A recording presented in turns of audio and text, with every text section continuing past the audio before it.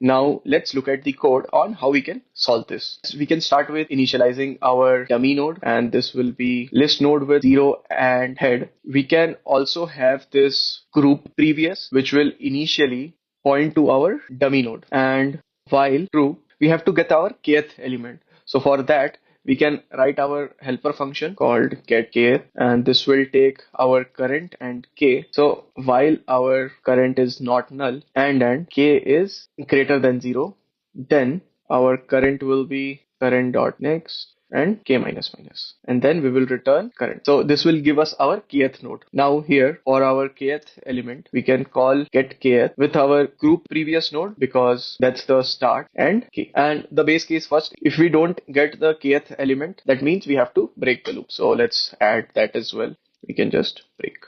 Before moving on, we also need one more variable called group next, which is nothing but our kth dot next. So this is because we don't want to split the list into two halves. So that's where we can store the group next. Now we just have to reverse the linked list here. So if you have solved the Leetcode easy, which is reverse a linked list, that's all we are gonna do here. So if you have not done it, it's really recommended to do it. And we are doing this by using two pointers. So for that, we will need our previous, which will be kth dot next, and we will also need our current, which will be group previous dot next. And while our current is not equal to our group next, then we can store it in temp variable. So current dot next, our current dot next will be previous, and previous will be current, and current will be temp. So now if you remember, kth was the last node in our group. Now we want to set it to the first element. So for that, what we can do is we can set our group previous dot next to kth element. And before this, we will also have to store what was our group previous dot next so that we can replace the values. Let's store it in the temp variable.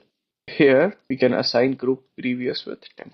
This may look a bit confusing as well because we are dealing with a lot of pointers here, but this completes our solution, and all we have to do is return our dummy dot next. Let me try to run this.